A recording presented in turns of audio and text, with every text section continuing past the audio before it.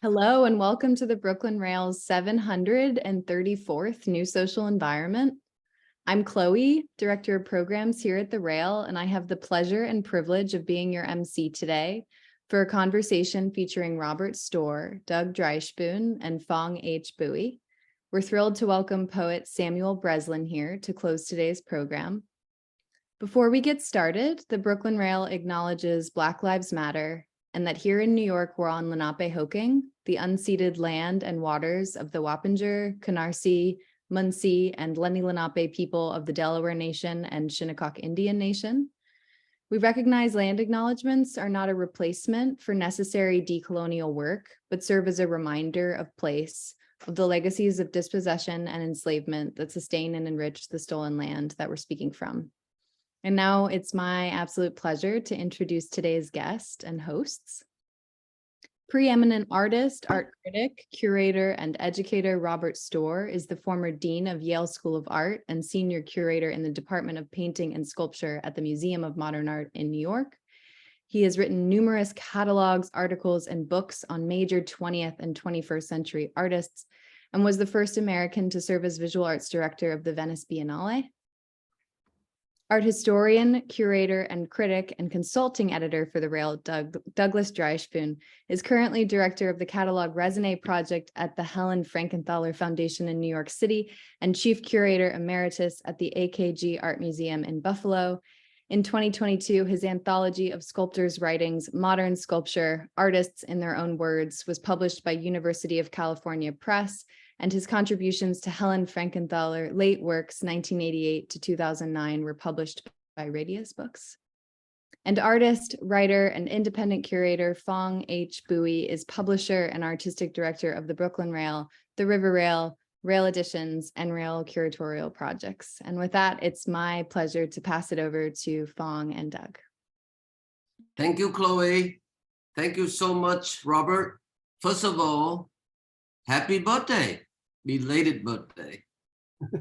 I'm sorry I wasn't aware of it until a week ago, so happy birthday to you.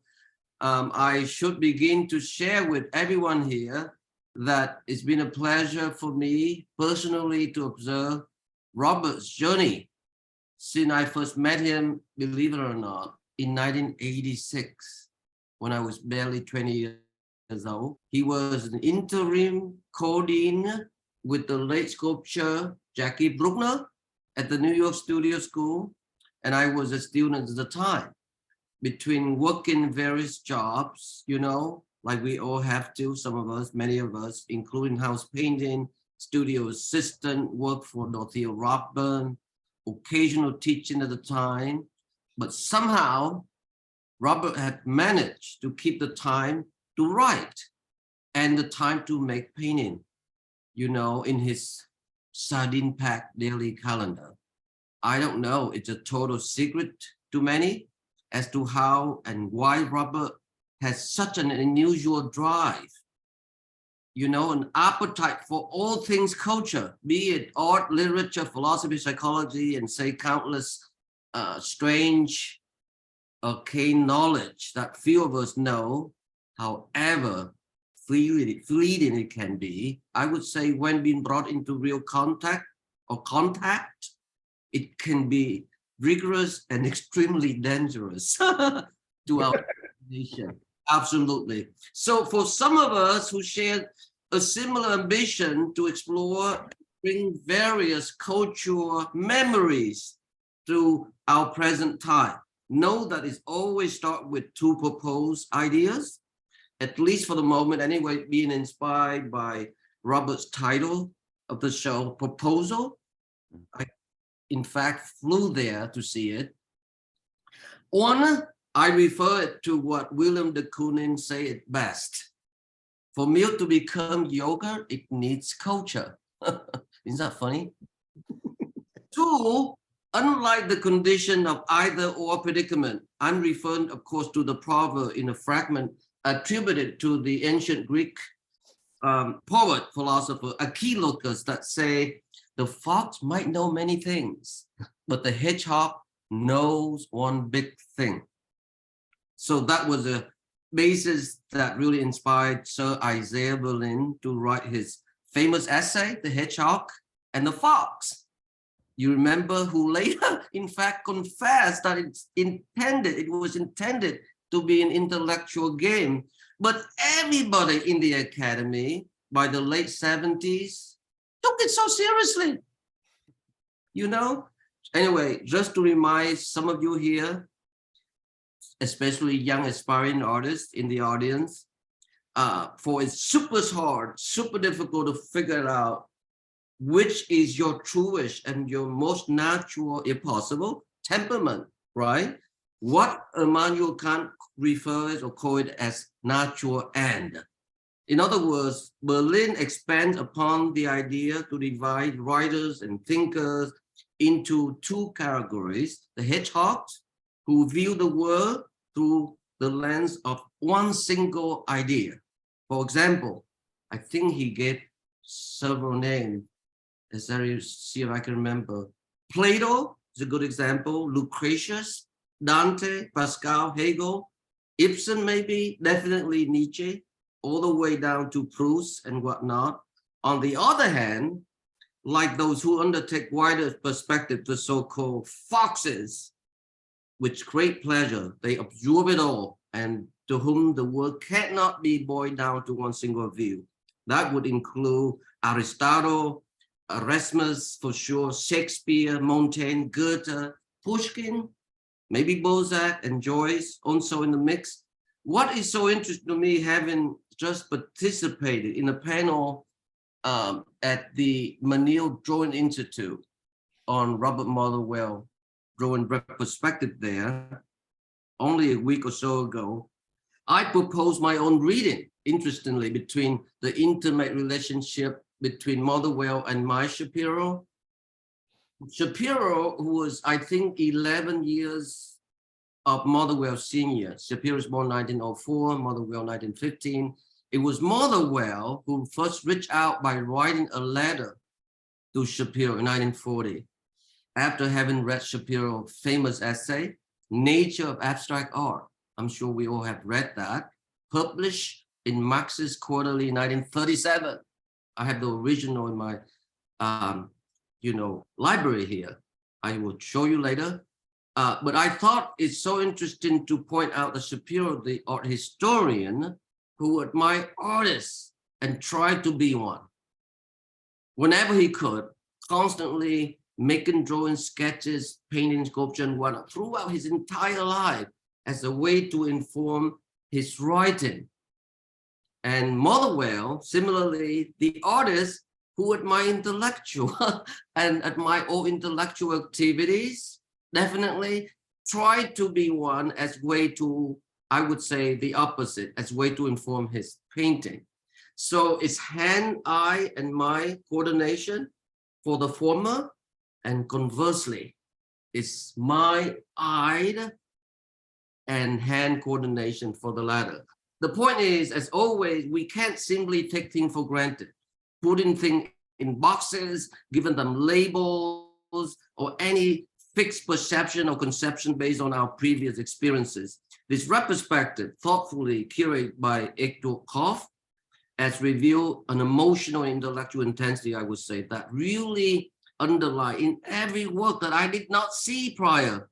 At times, that emotional and intellectual intensity is seen in every sort of way. All the time, it is seen overtly, and that's where I came away to realize that kind of relentless nature has to be generated, created from the between space that lies in the middle of two spectrums, the emotional and the intellect.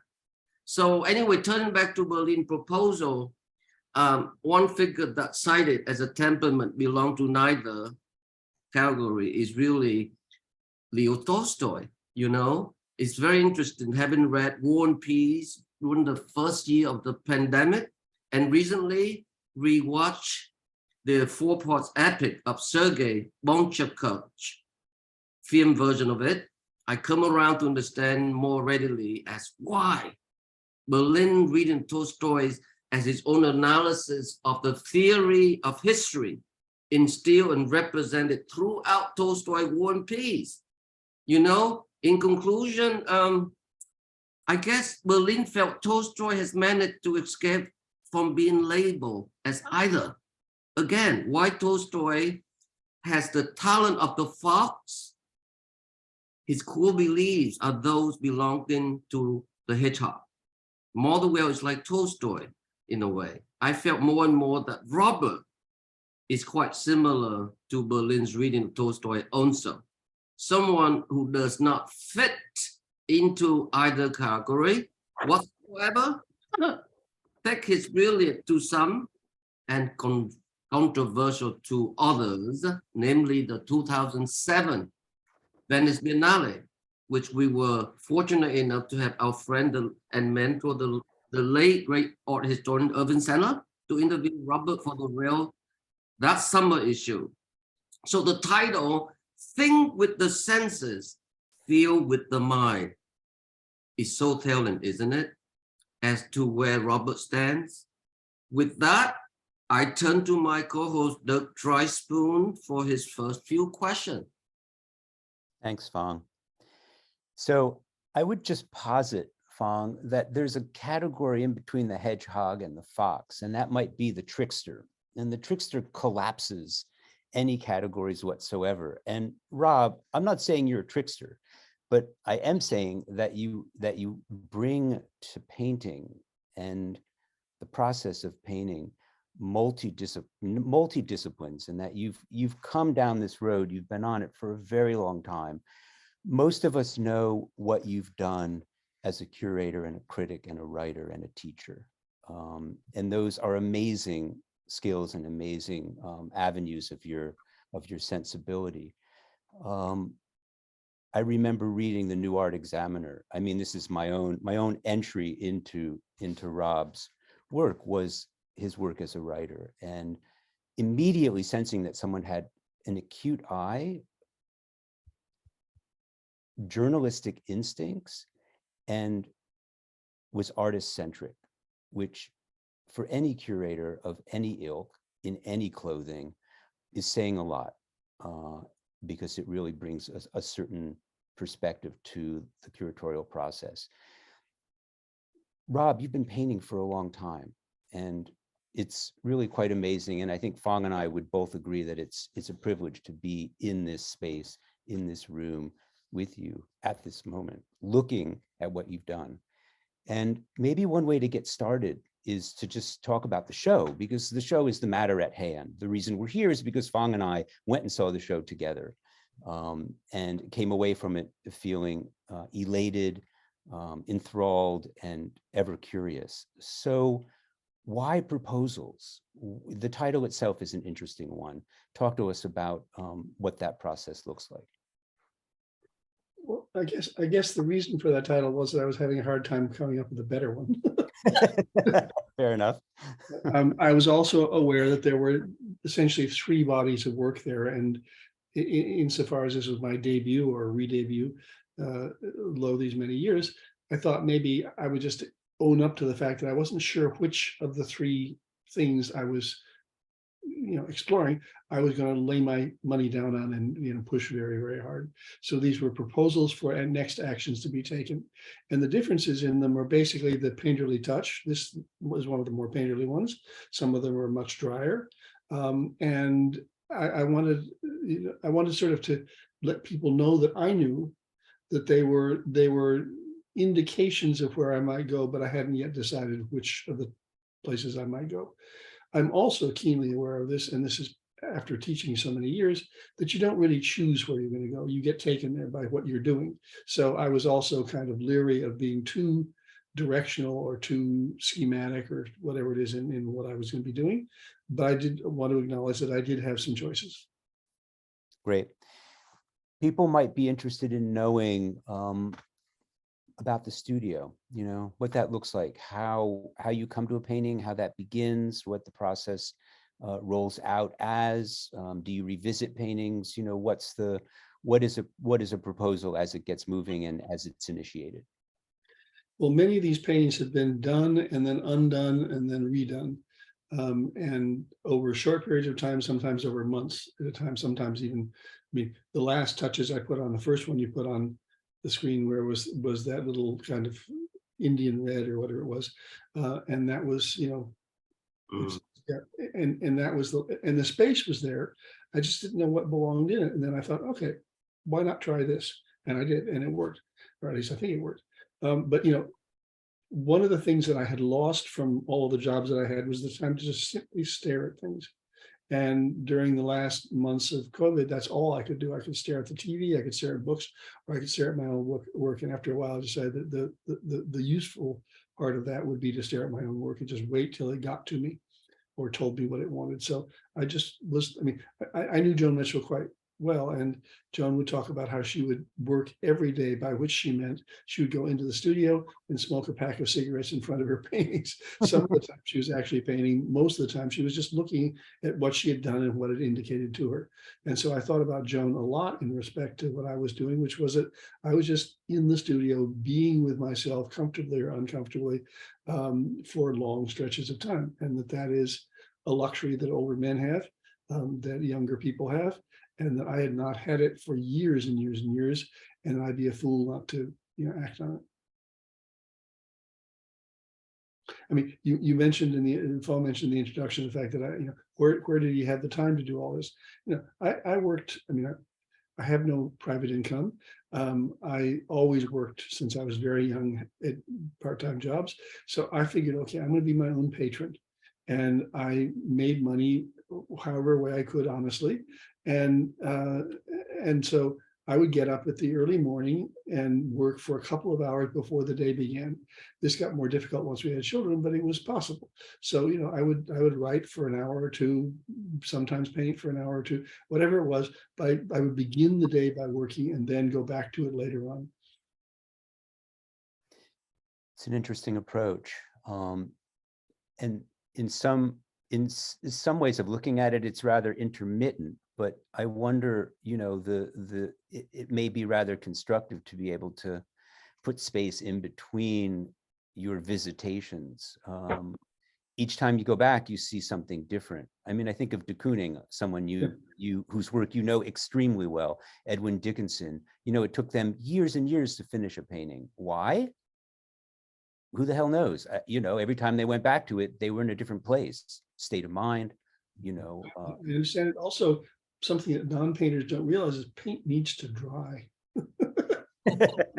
And you can spend a lot of time knowing what you're going to do next and not being in a position to do it because the paint is still wet. Well, that's a good point, Rob, but you're thin. You're rather thin on that, given this. No. I think that's just, some of them are more thin than others, but there's one that it's at the end of the slide review, but it's the one that I'm contributing to the show for Tom Laskowski in Philadelphia tonight. And I thought it was dry and it wasn't dry. And again, sounds name dropping, but you know, I remember going to the studio with Alex Katz and his talking about how long it took for certain kinds of colors to sink in, particularly dark colors. You know, so you need to know these things, and I think a lot of people who don't know studio practice misunderstand what they're seeing because they don't. This one here is not the one I meant, but it's okay. Yeah, actually, that's a good timing to bring up the Kooning using safflower oil, mixing in the oil paint to prolong its wetness. He doesn't want it to be dry. So that he particularly painting in the 70s, so we can scrape it off, go back in for one attack each time.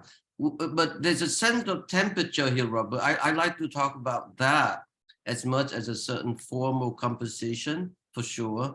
But there's a sense of temperature. You know, if you go back to the beginning, the first painting, the first proposal, Chloe, it certainly has that sense, very ominous, very dark, perhaps even suggesting a kind of dark romanticism of Ryder or even Franz Klein, where there's certainly strong gesture for sure. But there's a temperature. If you see that and you see the next painting, Chloe, for example, the second, and that to me is very curious in terms of how you decide to mix the paint, the gesture to be painted a certain way. So, I mean, is that a fair observation, Robert? I mean, it is, but I don't have it all in my mind and then do it. I mean, I have certain materials with which I'm familiar and certain things that I know that I can do. I'm also discovering the things I can't do because I've been painting a very long time and I used to have a very good hand and I used to be a good sort of realist gestural painter in the manner of Manet and others. And I can't do that anymore. And so I'm learning that certain things are now beyond my levels of dexterity and command. And so I have to do other things instead. So what I'm doing now is I will, for example, I rarely, if ever, use real black. I mostly do mixing black. So what you're seeing in these first two paintings are blacks that are mixed out of basically burnt umber or raw umber and something else, usually blue. And so that's what I do. And so those two pigments right there dry at different speeds, and you get these modulations and variations and so on, which I had come to like. You know, initially it bothered me that they weren't more uniform. Now I begin to see them as incidents in painting. Right. That's wonderful. Yeah.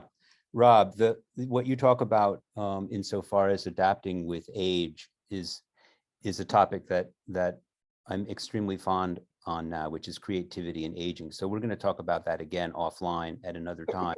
But for the moment, and I'm glad, Phong, that we settled on those first two images. The gesture differs so differently in them.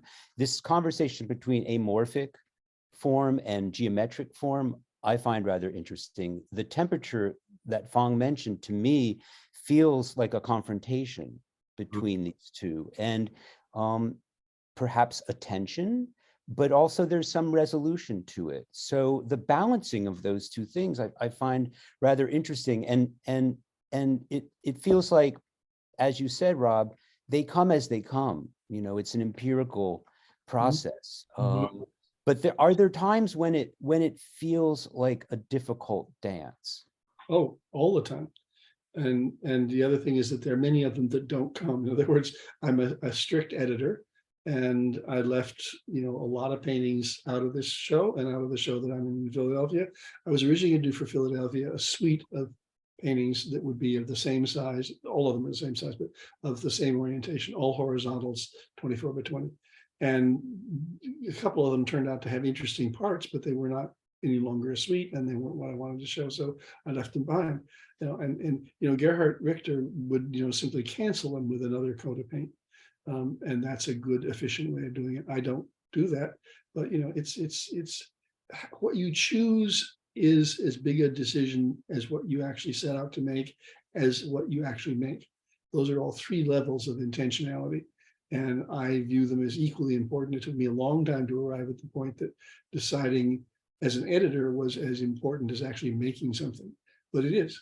So, and I think de Kooning, again, represents this in many very painterly ways, but there are other artists as well.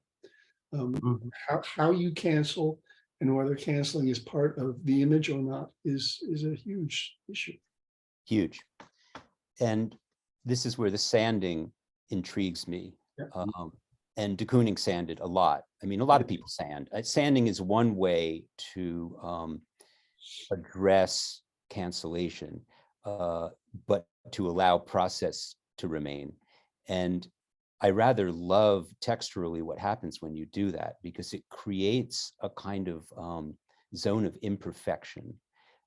Within that imperfection, and some of those little blemishes that come from sanding become these portals, these spatial portals. So, you know, it functions rather marvelously in, you know, in one formal way, but in an emotional way, it's a blemish.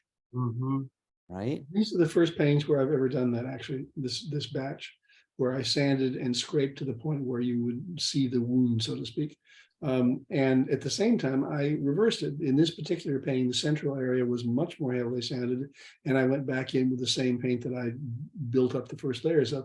So I find that to be a very comfortable, you know, parentheses in process. Chloe, can we show the painting that reveal more of that visibility of sanding? I think you can see it here a little bit on the left, but I think there's another. Yeah, you see that right in the middle. it's exactly what you described, Doug. Robert, we talk about this. I once had a privilege to be in the Kooning studio before his memory began to fleet in him. That must have been in the same year I came to New York, 86. So one of the things I asked him about sanding as much as his own use of spatula, Yeah. moving around, particularly leading to the series of Women in 1952, was that he told me it came directly from having been a house painter. Those were the tools that he's actually used. Does that make sense? I mean, we're talking about temperature and whatnot, but now that Doug brought up this idea of, erasure, do you think you have similar function in thinking in a similar way? Yes, and in fact, I've been a house painter, but that's not, I won't claim that as an original discovery because I knew de Kooning did it already. But yes, it was helpful to know that one could do these things, and I had never done them before. And I thought, what the hell, yeah, okay, let's try it. Let's see what happens.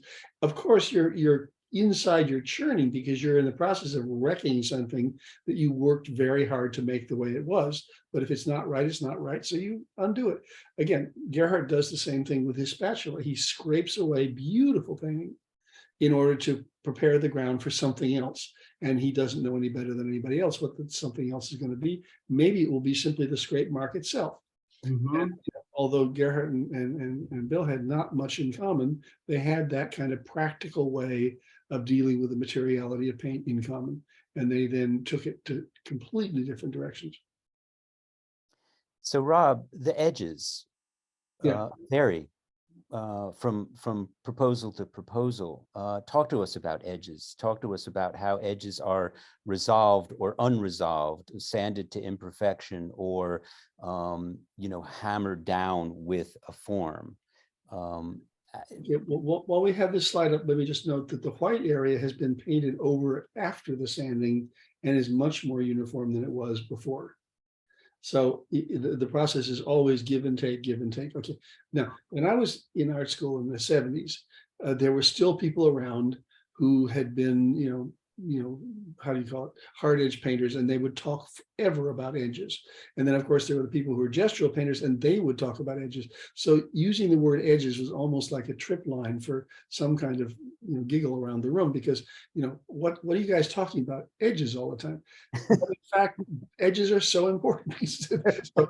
So what I try to do is not to fetishize them, but just to think about how they might be different, because the point of contact between two colors or two tones or two quantities of matter is where the action is in many paintings. There's one later on which is it's called pink, yellow and pink painting for Tom. It's basically mostly grayscales and kind of black, but you can see peeking between those blocks of tone some real intense color, and that's again, something I've just discovered in my own work, even though I knew it intellectually from other people's. And when you discover it in your own work, spontaneously process oriented, you feel like you can own it. If you set out to do that, you're not going to get there. Wow. So this is just a rotary sander that was plugged into the socket in the back porch of our house in New Haven, and I just ground it down. Which brings to the next question. Chloe, can we have proposal 2? I'm just thinking about now, just because when you are thinking about edges, you see this one, you notice the bottom is unpainted. It's almost like a bandage, holding the bottom edge. Of course, it's tilted to the right because of that strong vertical to the left. And then if you go to the next painting, Chloe, this is what interests me while I was in the gallery looking at with Doug, is that you notice the bottom, there's a pencil line anchoring where it's supposed to be painted, corresponding to the top band in the middle. And yet he's not doing it. Robert refused to paint that within the confine of the pencil line. What's going on there? what's going on there was that the pencil line did the job that I needed, which was to sort of rectify left to right. And that otherwise, I just didn't think it was necessary to paint it. I mean, I thought painting and drawing could go together on the surface of the painting as well as one underneath the other. So, and that's, I may have been wrong, but I'm just saying that's how I'm working now. Just what seems to do the trick and the moment. And by trick, I mean only what seems to resolve the tensions in the composition. Right. What do you think about what do you think the fact that these two bands, one interrupt between the top and the bottom plane, on the first horizon. The bottom, it sits on top of it and it's tilted to the left, not conforming to that two pencil line. I think it's a kind of trapping of space, don't you think? Both, maybe. I think that's the end effect, but I would not claim it as an intention. And I think in any case, working with these kinds of simple elements allows you to blunder into things and say, oh, that's okay. Yeah, I think I'll do that. But until then, you don't know that's where you're headed. I mean, I do think that painting is an adventure, and it's something you don't possibly know the results of until you finished it and until you sort of walk out of the room. And we've heard this story over and over and over again with great painters. Well, it's also true of not great painters, but ones who are serious. And so when I can walk out of the room and think, okay, those things actually help each other to exist in this frame, which is the world, the painting is the world, then I'm happy. Yeah. And it also doesn't happen all that often. I was just going to ask you, I mean, it's a courageous way to approach the creative act, that is spontaneously, intuitively. It doesn't always work. It's a little different if you're a musician, because it's just notes, and the notes are rather ephemeral, and unless you record them, which you can always delete, they disappear rather quickly. But when you're painting, it's a different proposition, it's a different proposal. But Rob, I want you to talk to us about, it's easy to soft pedal, and maybe that's the wrong word. We tend to look at a certain kind of abstraction, or at abstraction in general, formally. But it appears to me, and given your process and given who you are, that there's a kind of heuristic abstraction, a more humane abstraction, and even the most abstract paintings have personalities. Does that resonate with you? Absolutely. And the title that I gave to the Biennale was What I Think and Mean. I mean, one can both think with the brain and think with the emotions. One can both feel with the brain and feel with the emotions. And art is basically the point where those theoretical opposites or antagonists turn out to be similar versions of the same human faculties, of same human capacities. And it sounds highfalutin, and I don't mean it that way at all. I just mean that, there is a recognition of things that are that have integrity of truth when you do them. And you can philosophize about them later, you can theorize them after that, but just having them happen in front of you, you know that that's what's happened, and you just let it go. Stand by it too. Right. So earlier on, there was Phong was talking about things, and there was the hedgehog and the fox is a great essay. But my view is that we're all of us both. Some of us develop certain capacities more than others, partly because they're reinforced, partly because that is our instinct, our nature, whatever you want to call it that. But basically, I'm a dialectical thinker. I think you find your way by bumping into things and by taking the opposite course from the one you thought you should take, just to see what it is. And I think always it's a matter of opposites, intention with one another. That's all. It's a brilliant approach, Rob. And it's like any good jazz musician, because if you make a mistake, it's not a mistake if you repeat it. It becomes another direction, and you just have to be, and it's intention. It has to do with intentionality. I mean, if you make a mistake and you recoil from it physically, you're going to be in trouble. If you make a mistake and you embrace it and then you move forward, it puts you in a very different vector. But What is a mistake? It's what you wanted to do or somebody else wanted you to do. Well, if it's neither, then what is it? Mm-hmm. True. Robert, on a few questions here regarding to how you prepare the canvases. Mhm. I know that it was super unique looking at it from the bevel edge. And is there a certain specific method as to how they get stretched and then prime certain particular, primer and what kind of weave of canvas you prefer? And All of these are muslin, which means they're very lightweight, which they're quite fragile as a result. And all of them have been given multiple coats of acrylic gesso and sanded. The secret ingredient is Jacob Broussard, who's the co-owner of the gallery, who was a former student of mine at Yale. And he did these things to my specifications in a way that I no longer could do. So, but I made the first of these myself years and years and years ago. And I found that the reason for the float, first of all, if you build it with wood, it becomes heavy. And if you don't do something that pushes it out from the wall, the canvas never floats. So I wanted to have the maximum float of color without going into diaphanous brush effects, the maximum float of color relative to the maximum physicality on the wall. And that's what I was looking for. And I think this is one solution. I mean, you and I, Phong, are both big fans of Ron Gorchow. And I think Ron solved that problem miraculously and brilliantly. I envy him for it, but he did it, so I can't take that. But anyway, so I had to find my own path.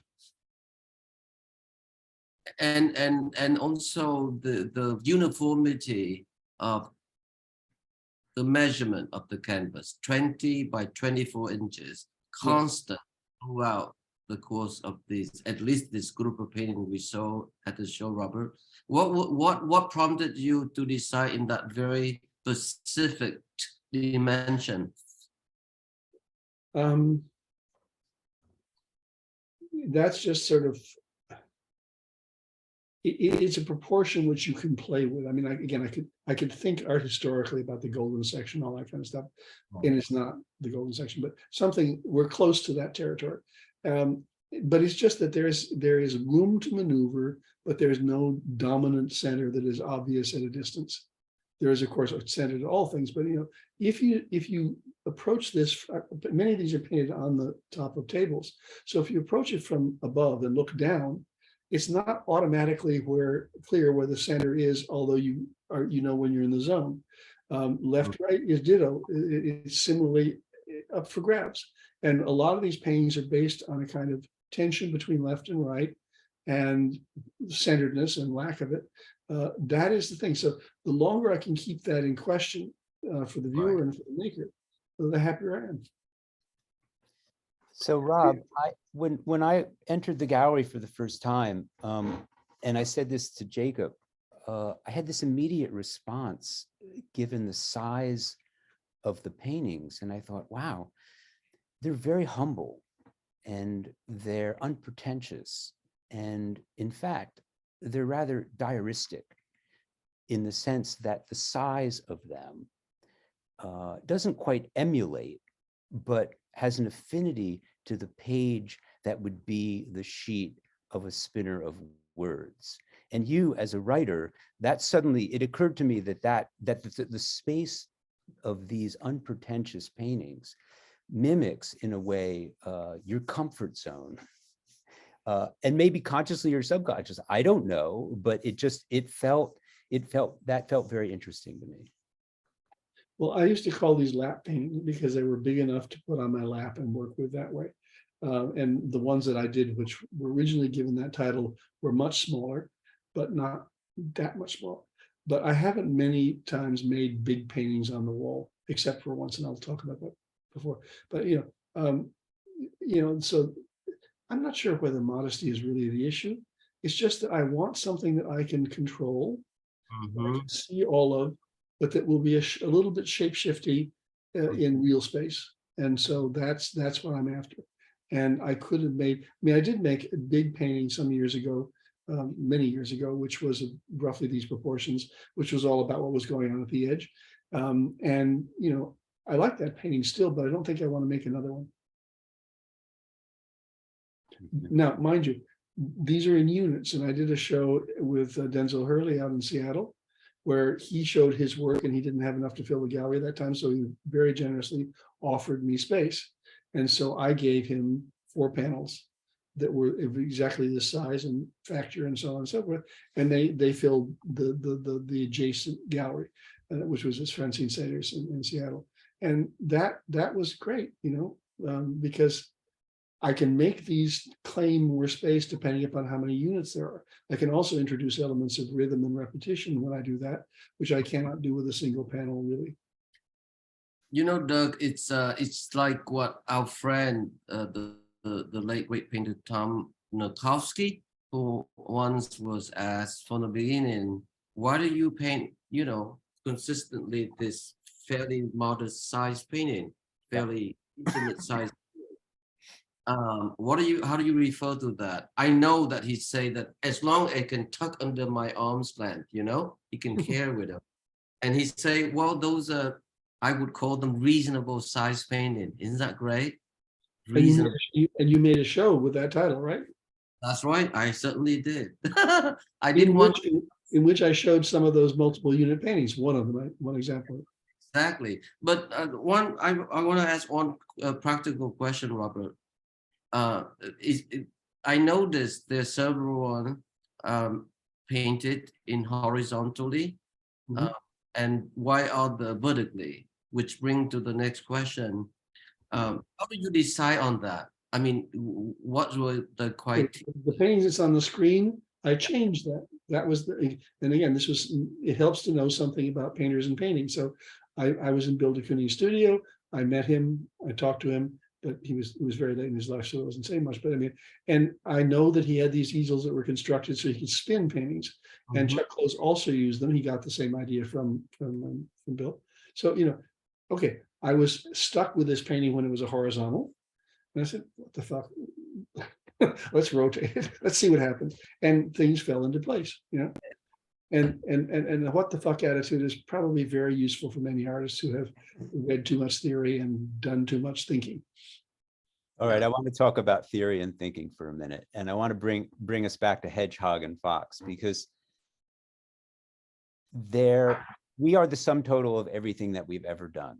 So, and I use that in the most, I mentioned that in the most generous way, that we are the sum total of all of our experiences. How we channel those experiences, how we use those experiences in our creative endeavors becomes very interesting. So whether you're a fox or a hedgehog, you know, Rob, you can be what you want to be, but the point is that you've had these multiple responsibilities, each of which has professionally developed your mind in certain ways.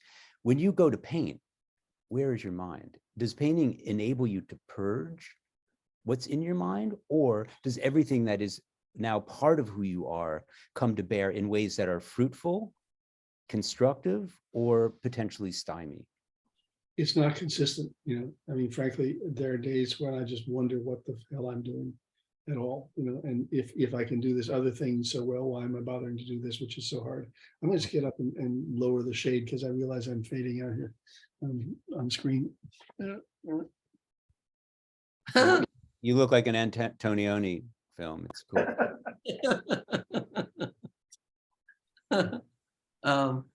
Yeah. Can we have a view of the end of the show here, Chloe? It's just to see the whole interlation. Yeah. Right. That's looking towards the door. Right. Yeah. If you close up a little bit, Chloe, on the left, for example, you can see the bevel edge of the painting as Robert just described. Yeah, exactly. So yeah, I mean, basically, we'd like to sort of shift the direction a little bit here, just what Nut was saying just now. I myself have struggled a great deal, and I feel the same way, Robert. This day, I wonder why I'm even bother publishing the Brooklyn Rail.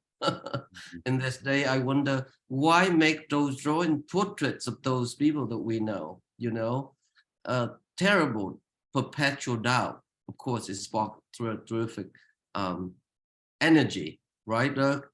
But really, I know that we met a long time ago, and I remember you described making painting almost similar to Philip Guston. So let's can you walk us through that early formation? Okay, my early formation is roughly as follows. This is the one I made for Tom Niskowski. You can see that I think on the right hand side there's a kind of pink peeping through, and there's a yellow on the other side. So that this is I mean, I'm wearing one of the shirts that Joyce Robbins, his widow, gave me. It's one of Tom's shirts, and it's a pink shirt. And I never have worn pink before, but I loved him and I loved this shirt. So I decided to have a painting that had some Tom color in it, even though it wasn't Tom style painting. But anyway, I started out as a realist painter, a gestural realist painter, probably more influenced by Manet than Perlstein, but Perlstein was a friend of mine and I wrote about him and I liked him very much. And having just lost him, it's too bad, really too bad. But anyway, but I was interested in the description of things and really interested in it, and tried it in any number of ways, dry, wet, and so on and so forth. And that went on for many years and resulted in some good paintings. But at a certain point, I realized I had more fun moving the objects around than I did in the description part and the illusionism part. So then I let go of the illusionism and I let go of the description. There's another thing in the background here, which is kind of not exactly on target, but in the 70s, I was very politically active. I was very politically minded. And through Elizabeth Catlett and some other people, I went to Mexico and worked for a while as an arm of Siqueiros when he was painting his last big public project, the Poliforum, in the middle of downtown Mexico City. And I thought that was going to solve everything because I would have my art and my activities all in the same place. And then I discovered that, first of all, his politics were lousy in many ways, and two, that his art was not so hot either, but that he was in many ways very generous to me. So it pains me to say this because I don't want to be the ungrateful beneficiary of his generosity, but be that as it may. I thought about being a rhetorical political painter. And I've written about a lot of that work because it interests me, because those who can do have my utmost respect because it's so easy to do it badly. But if you mix a sort of committed kind of realism and then you add to that another kind of dispassionate realism, that's where I was coming from. So abstract painting came relatively late in all of this, not until I got to New York in the late 1970s. You mentioned your political impulse or commitment, which is super true, and it's shown your writings, your thoughtfulness in thinking about artists, Doug, like Leon Garlick, or Nancy, for sure. But on the other hand, you would, I would say, offer the similar commitment and admiration to abstract art. Artists, our friend, the late great painter, Robert Ryman, for example. So that's a very interesting thing to negotiate, Robert, because, I get caught in that predicament right in the middle a lot of time too. So can you share with us how that shift in conceptual thinking, as well as the bodily responses to the work? Well, one doesn't, again, we're not choosing teams and we're not voting a ticket, right? Ryman has taught me an enormous number of things. During his lifetime, he taught me, and looking at his work was one of the revelations of my life. I saw it for the first time at his Guggenheim retrospective in 1972, and I was completely lost in French painting, French taste, and I'd never seen anything like it before. And it rocked my world, as I said. So anyway, I ended up doing a retrospective with him. I ended up being a friend of his, and also the other members of his family, and Meryl and the sons are all great painters. I mean, really, really solid. So anyway, I don't know where I was going with this. Okay, Ryman never talked about himself as being an abstract artist. He talked about himself as being a realist. And he talked about that in terms of the materiality of the paint. He wanted the paint to show as paint. He wanted the support to show as support, and so on and so forth. So that's been a big influence on me. And on my thinking more so than on my doing, but it's also been sometimes an influence on my doing. So he also did it so completely well that I don't really think there's much point in anybody getting in line behind him to make another white painting of his type. You know, that's sort of pointless. But I like that. I like the openness of his painting. I like the matter-of-factness. And that matter-of-factness is in line with, although it doesn't seem to be, the matter-of-factness of Perlstein, who didn't pick his models for their beauty, who did not paint them in ways that were flattering to them. He just liked them as realities in his world that impose their own, you know, attention spans and rules. I mean, what is painting after all? It's, you're asking somebody to look at something and you want to give them something that's worth their time. You're also given the opportunity to make certain things that are already in the world visible in ways that they had not been before. Those are the sort of the options, and the big stuff, the big theoretical stuff, to me is of no interest. Not that it doesn't interest me for other people, but it's of no interest for me. I don't want to make a painting about a big idea, and I don't want to make a painting about a big subject matter. I want to make a painting that makes the basic requirements of painting, that it be front and center, that it be real to the viewer, and that it be unstable. That's the other key, that it be unstable. It's not an affirmation of a certainty or even of the capacity for us to be certain. It's the manifestation of an uncertainty or a way of living with uncertainty. Doug, do you have any question before I ask my last? I would just say, Rob, I really appreciate that, because the instability of creative statements is something that is what keeps artists moving forward. Mm-hmm. And one might say that some of the most profound creative acts are generated from a place of unknown, and from a place of instability, and from a place where you don't know what the answers are going to be. You only know that you want to get there, and that once you get there and once you arrive, it's just a proposal. Mm-hmm. Yeah.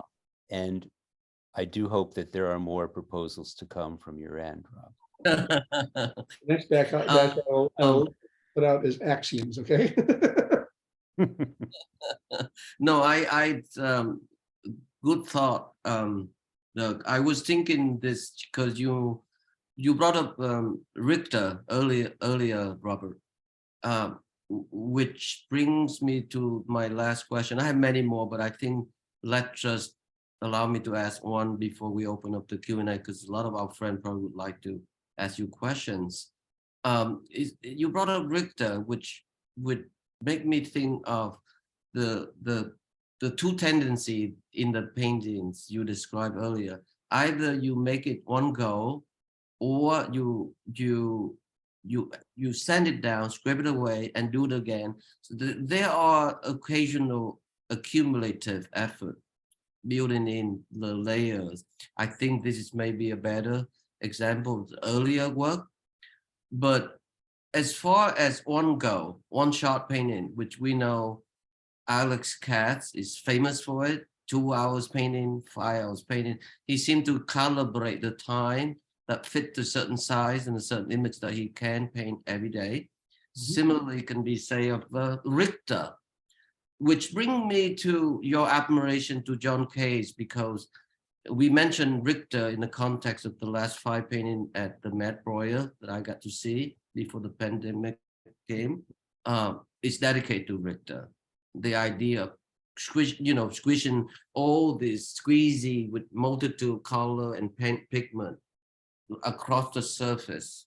As beautiful they may appear time, he would be willingly to scrape away and do it again. So tell us more about that, applying to your own painting as much as your own admiration for Cage. I know that we talk about Cage coming up, whether in the context of Guston, in the context of de Kooning, the context of Richter and whoever else, Is that okay to ask? Sure, absolutely. I think we're going to have a photograph here of Irving Sandler in a minute. And I remember talking to Irving, and Irving said, and I feel the same way, that he thought that Cage was the great influence by American art on other art worlds. It was not a question, was it de Kooning or was it Pollock or was it Warhol or was it whoever, but that Cage was. And I think that Cage's interest in and comfort with unarguable propositions where it could be this or that, it could be yes or no, or it was yin or yang or whatever it is. That is something that had a profound influence in cultures which were always about resolving contradictions. And I think you live them, you don't resolve them, you don't choose them necessarily, they choose you. And contradictions are not terrible things, they're just dynamic elements in all of our lives. And so if you can somehow or other frame them in a way that is satisfying to you and useful to others, that's enough. And I think Cage did that brilliantly. He did it with great humor. I mean, I'm not a humorist, he was a great humorist. These images, thank you for that response, Robert. These few images are taken from a video from the Rail Archive, thanks to Lauren Monk, because we was not thinking about making archive in those days, but it was 2003 at Pierogi on 11th Street in Williamsburg. It was the coldest day, definitely in, I believe it might have been in December or late November, and a panel that I organized the last minute and asked Robert to join along with Deborah Boken and William Corbett, the late terrific poet and art critic, and Daniel Baird then was the first art editor of the Rail, and the painter, our dear friend Terry Winters. And it was amazingly packed, and you can see how young and handsome we were at the time. So I thought we end with these images, and then thank you, Robert and Doug. Let's give it back to Chloe for the Q&A session. Thank you. Aggie, hi. Aggie's, everybody's here. Oh my God, Tomasi. Sorry. Thank you all so much. That was amazing and such a generous dialogue between you all. We do have many questions from the audience, so let me pull those up and start allowing folks to unmute and ask. The first question is going to be from our friend GE. GE, you will be able to unmute now. Thank you so very, very much, Phong, Doug, and of course, Robert and Chloe. Thank you. Robert, how do you stay motivated to bring that sense of the unpredictable to the painting? I stay motivated because that's just the soup that I live in. It's just like, and I mean, there are counter factors here. I was told from early on in my environment that being an artist was not such a hot thing, that I should choose this versus that, and so on and so forth. Or I was told I was the artist, in which case I was underestimated also sometimes. And I just decided I'm not going to choose either. I'm just going to do it, whatever it is. And I made my living by doing things that required my reading and writing skills, but then also by my installation skills, which is a visual, way of addressing the world. So,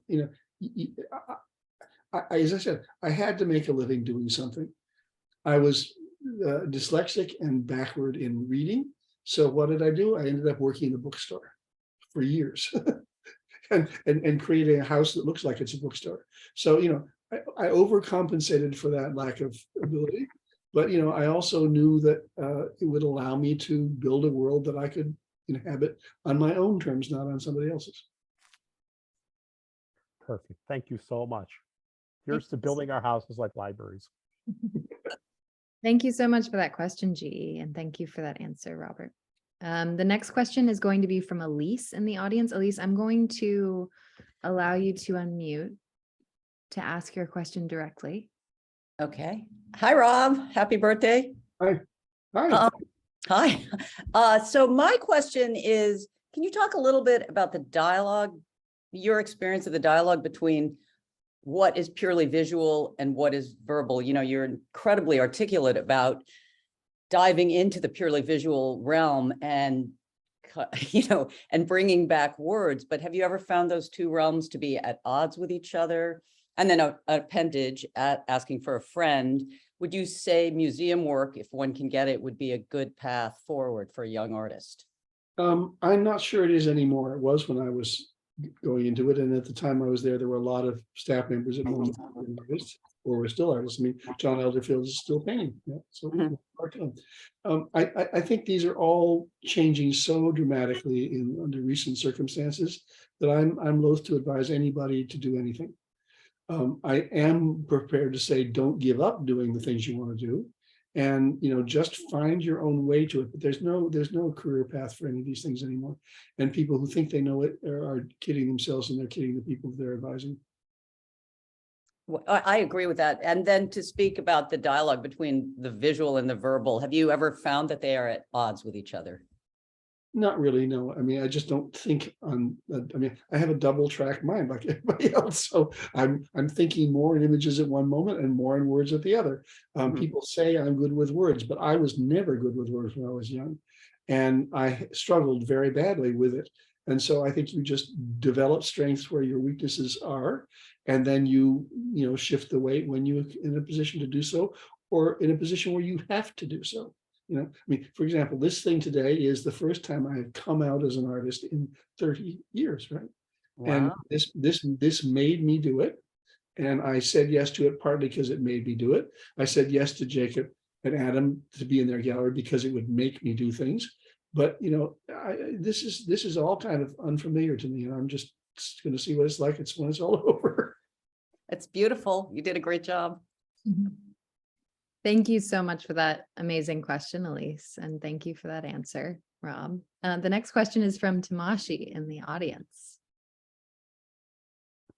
Hi, everybody. My name is Tamashi. Hi, Phong. Hi, Chloe. Thank you so much for facilitating this. I'm also a former student of Rob's. And before I was a student of Rob's, when I dropped out of art school for 7 years, trying to learn about what was happening in art by hanging out at Barnes & Noble and Borders in Southern California.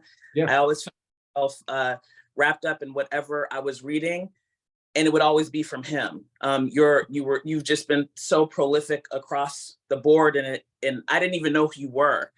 And I just love you, Rob. I mostly put my hand up because I wanted to tell you that I love you. But I actually do have a question. Does it feel really great, or I'm imposing that? How does it feel to focus on your painting?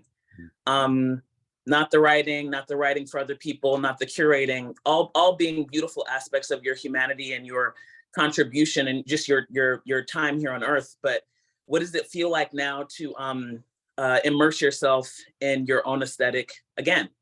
And congratulations on the show. Excellent question. Thank you for all of that. And Tamashi, you're fantastic. What can I say? It's been a long time coming. I probably waited too long. We don't know how much time we're going to have on this earth, so I'm not sure how much I'm going to get done of all the things I might do. So my primary concern is to clear the decks, dive in deep, maintain my connections with other parts of the world, but not worry too much about them if they atrophy, which they will. And just do the work, just do the work. And I fortunately have a partner who's been very, very supportive.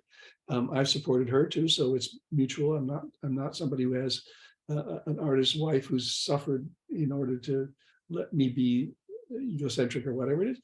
We've had a pretty good exchange, and we have 2 marvelous kids. So now women. So it's like I've had a very, very full life, and I just want the last chapter to be more devoted to painting than anything else. Wow, that was an amazing question. Thank you so much, Tamashi, and thank you for that answer, Rob.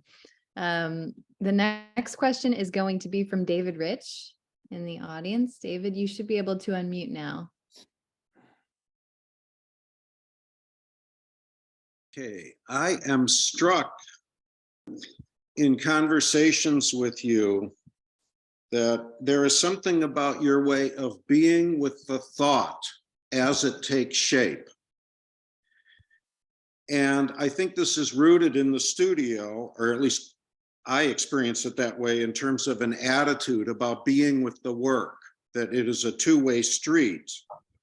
It's a kind of engagement. And I think that cuts across the painting and the writing and the speaking.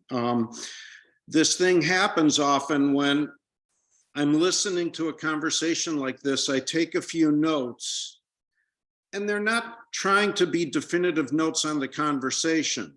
They're just little indicators for myself of stuff I've been thinking about a lot. And your talks always intersect with that. And I write down things like, I was trying to say something to myself about this mix of intentions, responses, editing, stumbling, all together, including a refusal to fetishize the painting too much, and including the matter-of-fact aspects of it. And I wrote matter-of-fact just before you said the word. And that happens a lot to me. And it says to me that there is something weirdly accessible about the way you are with the thought as it takes shape. If you are honest in the studio or in the writing or in your way of being with the work, or the way the work is in the world with all the other larger realities, there is something that, despite everything, despite all the weird ambiguities, there's still something weirdly accessible about being with that. And that really gets at the function of the work in the present tense that I find to be very inspirational. So I'm just enjoying all those funny, I don't know what, feeling the way you become in sync with the thought as it takes shape. Well, thank you. That's very generous. Thank you. Thanks so much, David. That was amazing. We do have a next question from Sato in the audience. Let me allow you to unmute. There you go. Thank you very much. Thank you so much today. My question is a very simple, little bit childish, I think, but after seeing Rob's art, I very remind the architect, Le Corbusier is a Swiss and the French architect. And I feel like, I'm sure you have a lot study learning in your life, I guess, but have you ever studied architect for some subject? Have you ever studied? I haven't studied it, but I enjoy walking through buildings, and I am sensitive to space. One of the great pleasures of working at MoMA, and there were a lot of things that were not pleasurable, but the greatest pleasure of all was doing the installations. And that's kind of architecture from the inside out, because the space that you have is set, but you can re-articulate it in so many different ways. But then, of course, this has unforeseen consequences. And our eldest daughter is an architect. She's in London, in the process of doing very interesting projects with the Kew Gardens, greenhouses, and so on. So, that's part of it too. Our other daughter teaches school children art and so on and so forth, and she's equally sensitive. So they know what the high price of becoming an artist with a capital A is, but they also are really deeply involved in visual activities, and they're also very articulate, both of them. Thank you so much. My pleasure to speak with you. Thank you so much. Thank you so much for that question. We have one more question from the audience, and then Phong is going to close us out. But the next question is from Andrew Woolbright. Andrew, you should be able to unmute. Hi, everyone. Robert, thank you so much for sharing your paintings. And also thank you so much for all that you do for other artists, specifically the Sharp Valentes program, and for giving so much information about the history of that, making sure we get it right. I love the dialectic being responsible for your abstraction. The borders, edges, and notches play such a vital role within the work. I'm wondering how much the edge or the frame of the picture plays a role in your process. Do you start with the edge and walk backwards to the center, or is every shape that you're creating that implies a negative space kind of always being in conversation with the edge? I'm usually trying to find some place to begin the painting activity that isn't the center. And I'm usually highly conscious of the space towards the middle that is in flux and in stress And that one of the reasons so many of my paintings have things on the edges is that that's a good way of doing that. It's like, saying, okay, I mentioned before that I have dyslexia. So one of the things about dyslexic is that they keep getting things inverted, right? So a lot of my paintings are about this and that and this and that and this and that, and everything else is the flyover. So I just, but it is deeply satisfying to me because I had that problem. I'm not trying to give myself a pathology or anything like that, but because I have that difficulty, it doesn't come natural for me to just sequence things, to try and find a new relative accent and order and weight in the progression across or up and down, right? The grid is the grid is equalized, but you can accent it and you can reorganize it any number of ways, right? And that's deeply satisfying. I never have gridded out paintings and then filled them in on the grid. One could do that, and that's a perfectly fine thing to do. But no, what I do is I sort of, I pick a point and I land there, and then I work out towards the edge or an edge or two edges. That's it. Makes perfect sense. Thank you, Robert. Appreciate it. While Andrew was asking that amazing question, we had one more prompt for a question. So I am going to let Mark ask a question before we transition to Phong. Mark, you should be able to unmute. Oh boy, I didn't gonna get in. Okay. Hi everyone. Hi Phong. Hi Chloe. And hi Rob. The question I had, I remember years ago when we were in school, you brought up something I always think is really important. You talked about having skin in the game. And it's something that as a young artist, it really kind of changed the way I perceived myself and my colleagues in the community that I was working to be a part of. And I guess at your stage and where you are in your career as an artist, how do you still think about that question? Like, where do you see yourself having skin in the game? I have skin in so many games. I don't know what to count. It's like I'm just about stripped bare. I'm an écorché of investments. But I don't know how to answer that exactly. I think you have to know that this really matters to you. You have to have some measure in your own way of going about it that you would, in fact, give your life to this activity, because it's melodramatic to say you would if you wouldn't. And giving your life is not necessarily something dramatic where you stand on a wall and get shot. It may be just that you will spend all the time you've got, however much of that is, to do it. And you will give up other things, in order to do that. And, I always felt that when I was working at the museums, I was doing it, and many people were humoring me and didn't really believe me that I was serious, or they did, but they didn't think it was going to end well or whatever it is. But, the point is that I was always engaged in the same activity, what the particular application of my skills was. And I remember Agnes Martin said this wonderful thing in a talk in Skowhegan. She said, it's far better to be at the beach thinking about painting than to be in the studio thinking about the beach.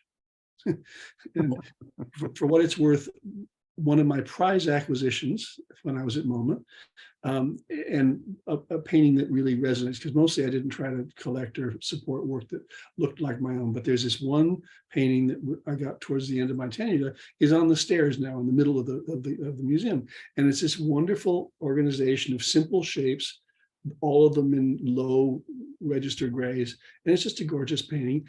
And that is a painting that I think about a lot, when I'm painting. Is that an Agnes Martin painting, Rob? It's an Agnes Martin painting. Yeah. And I knew Agnes very slightly, so I kind of know how crazy she was. Roz and I went out to visit her in Taos, and we went to her local eatery, which was near the motel where she lived. And as we were in the middle of our lunch, somebody scurried up to us with these cups of coffee full of red wine. And that was her illicit drink of the day. So anyway, she was a real character, but she's a wonderful artist. I hope you didn't go for a ride in her Mercedes. No, that she didn't offer. Good. Wow. Thank you all so much for those incredible questions. The last question comment is going to come from Phong H. Bui. Thank you, Chloe. Anyways, nice to see you here, Mark. In regard to the skin of the game, it's really a perpetual mediation between this wonderful Japanese proverb that I love. It's a vision without action is a daydream, but action without vision is a nightmare. Mhm. Both. We need both. Anyway, I wanted to mention this, trapping the space, framing the time in between, or whatever the space in between, you know. So it started out with Guston, 1996, Abbeville Press. I read it in one weekend. And recently, in between, of course, there's 1,000 books that he's written. And it's this Guston epic book. As you see here, it's bigger than it's big as my torso. So it's fantastic. But I want to plug one last thing: is a 2-volume that brilliantly put it together by our dear friend Francesca Pierpautro. 1 volume is dedicated to Robert interviews with artists, and the other one is writing on art, and it's available. It's online by Henny, H-E-N-I Press. Please look it up and get copies for yourself. I just want to close out this because, you know, it's a privilege and what a warm experience to see every friends here. I wanted to say that in regarding where we are today in the extremities of our 2 political parties, why the party of equality, which is the left, is expanding ambitiously on all fronts with endless bureaucratic invention and so on. The party of liberty, which is the right, is playing its most intense defense, you know? None are talking and even bother to reread Alexis de Tocqueville, Democracy in America, as they all should. As we all remember, one of the Tocqueville brilliant observation of America when he came is a civic association, you know, as part of philosophy of moderation, or I would say mediation.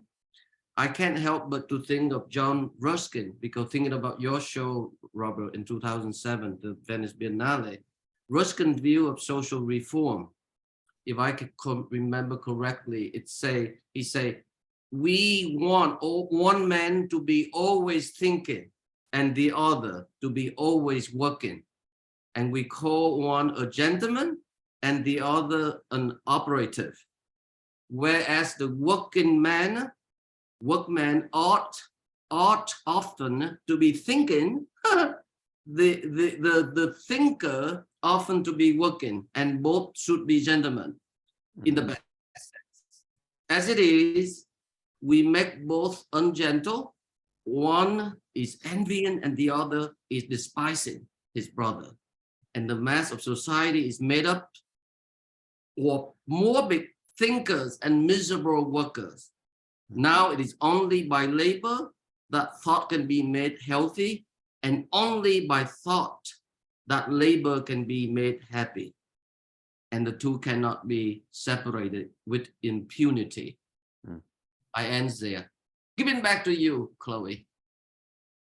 Thank you so much, Phong. Thank you, Robert. Thank you, Doug. What an incredible conversation. And I encourage everyone to go see the show at Kennedy Gallery in Buffalo. It's been extended to February 19th.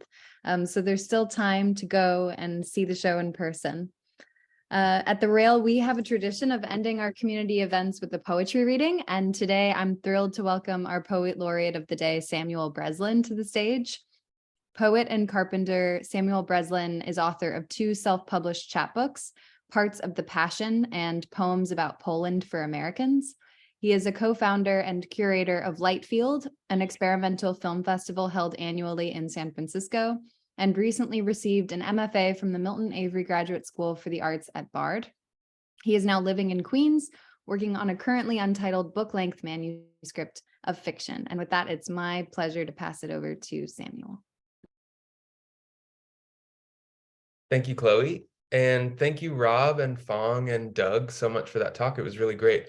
I had a couple of pieces sort of picked out before the talk that I was going to read, but after hearing Rob, you talk about sort of surfaces and some edges in the way that you were, it made me choose I added one that I thought sort of resonates with that a little bit more. So here we go. It's not this one, but the next one.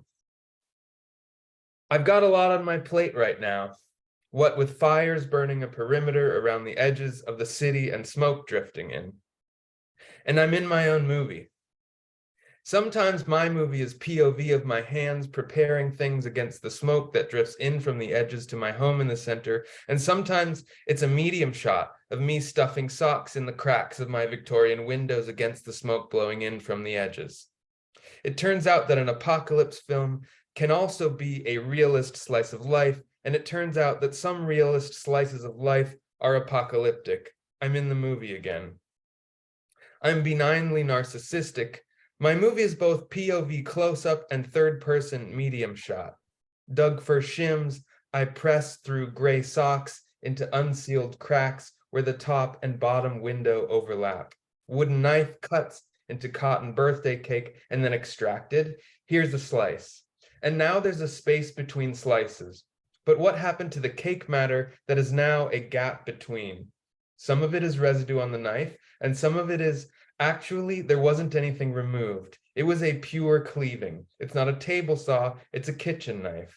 It's an evergreen shim, and it's a sock. And I do it calmly, and not exactly slowly, but as a movie, it feels very deliberate. And this is the effect of my life as durational cinema. Normal actions feel deliberate, so it makes me feel very in control when I'm both the movie and the audience. The victim of smoke inhalation and the protector of my home, wedger of socks into rickety wooden windows, and when I pause briefly, small break in the action to smell and realize that some of these socks are a little dirty, though my facial expression indicates that this is normal and okay, but it gets tossed into the laundry basket. This is a major event in the scene. An action break in the action, a departure from the normal, which was hands at window height wedging socks into cracks, then turn around sock toss into laundry basket gets your heart pumping, and you're glad when I turn back to the window to use my wooden wedge tool again. Evergreen triangle, sharp and pressing. Evergreen triangle, wielded as tool, siblings of which burn at the edges causing smoke. Historic wind event blows smoke inward. Will industry be affected? Will residents lose power? Will this be a hit film?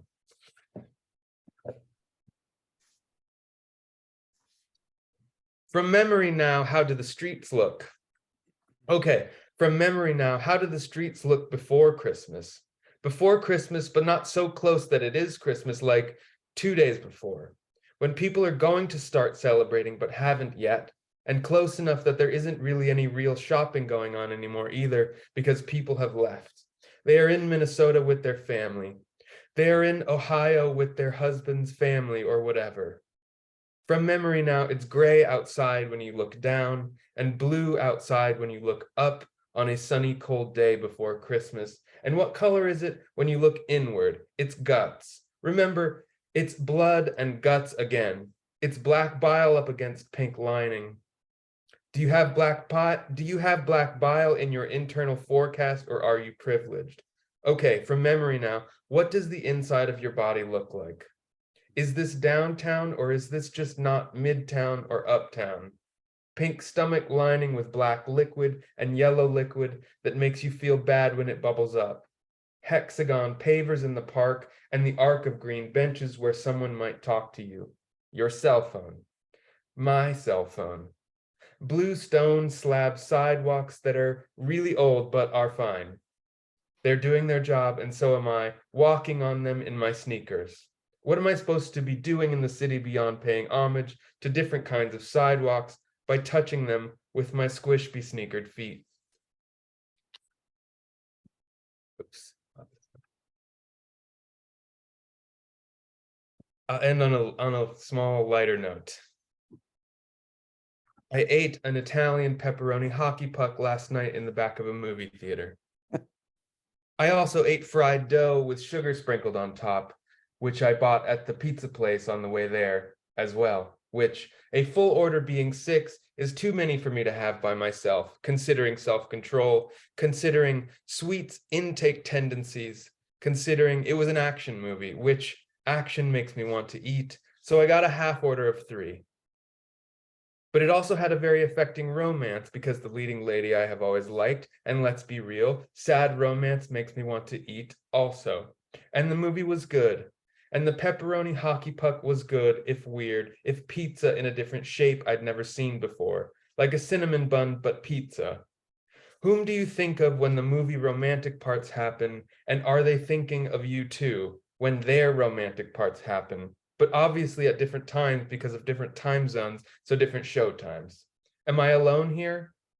No, but everyone in the theater is in front of me, so nobody can detect when I eat this pepperoni or reach for the first fried dough during the car chase, and the third when they have to say goodbye to forever over satellite phone, because he is infected with a nanobot virus, so if he touches her or the child, they will all die, which is very sad. But actually, to be honest, this part didn't really make me think of you, because though it works in the movie and he chooses death because if I can't have you, I don't want nobody, baby. Nanobots in the bloodstream just doesn't apply to us. But I love you and I miss you, effectively alone in the back of the theater because everyone is facing away from me, so doesn't know I'm here, eating in a part of town called Middle Village. Thank you very much. Thank you. Wow, that was amazing, Samuel. Thank you so much for reading those for us. And thank you again to Robert, to Doug, to Phong. And thank you as well, a huge thank you to the team at Kingfish for their support in preparing for today's NSE. We'd also like to thank the Terra Foundation, who sponsor our NSE program and make daily conversations like this one possible, and for their support of our archive, which you can find on our YouTube channel. For 22 years, the Rail has provided a platform for the arts, culture, and politics through our monthly publication and public events like this program, our daily NSE. You can check the chat for a link to donate to support our work. And if you're free on Monday at 1 p.m., join us for a conversation with Carrie Schneider and Rail contributor Ayana Dozier on the occasion of I Don't Know Her at Chart in New York. We'll conclude with a poetry reading by Aristide Kirby. And as is Rail tradition, you can now turn on your microphone and say hello and goodbye as you leave. Thank you so much for joining us today. Thank you, everyone. Thank you all. Bye, Rob. you. Thank you. Arigatou Bye. gozaimashita. Thank you. It was Arigatou. great. Thank you. Bye-bye. Thank you. Thank you all. Have a good night. Thanks for those poems, wonderful poems. Yeah. Thank you, Samuel. Thank you. Thank you for sharing your work, Rob. Thank you. Thank you. Thank you. Thank you. Let's Bye-bye. talk soon, Doug. Thank you for the conversation. Hi, Liz. Bye-bye. Take care. Sarah. Let's see the show. Thank you. Off to Buffalo.